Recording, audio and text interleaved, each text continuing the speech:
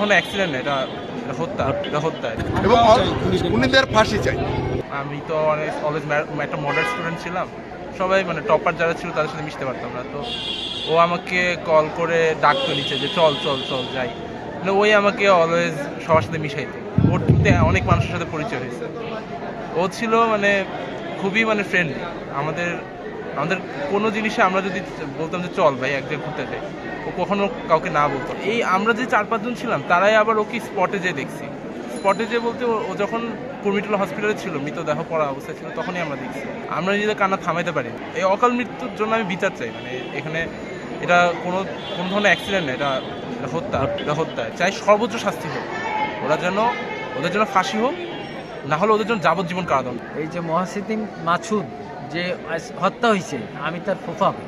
এ অত্যন্ত মেধাসম্পন্ন ছেলে ছিলেন, মেরিটোরিয়াস ছেলে। এই ছেলেটা বুয়েটের ফার্স্ট পর্যায়ের ছেলে, অত্যন্ত মেরিটোরিয়াস ছেলে। বুয়েট বাংলাদেশের সর্বোচ্চ বিদ্যাপীঠ। এখানে যে ছেলেগুলো আছে মেধাবী ছেলে। ওই বুয়েট বিশ্ববিদ্যালয়ে কনসার্ট ছিল, ওইখানে ছিলেন। ওইখানতে এরা 3 বন্ধু ওই 300 ফিট ওইখানে ঘুরতে যাওয়া অবস্থায় রোডের ট্রাফিকে তাকে দাঁড় করায়। দাঁড়ানো অবস্থায় তার কাছ থেকে কাগজ চায়, গাড়ির কাগজ চালিয়ে সে ওই সিটের নিচ থেকে যখন কাগজ বের করে দেয়, তখন এই মদখোররা, এই মাতালরা ডাইরেক্ট এসে 3টে ছেলে ছিল, 3টের উপর দিয়ে গাড়ি একেবারে উঠাই দিয়ে ফেসে ফেলে এদেরকে, জায়গায় মারা যায়। আর 2 জন বড় ধরনের আহত, একজন ঢাকা মেডিকেলে আছে আর একজন স্কয়ার হসপিটালে আছে।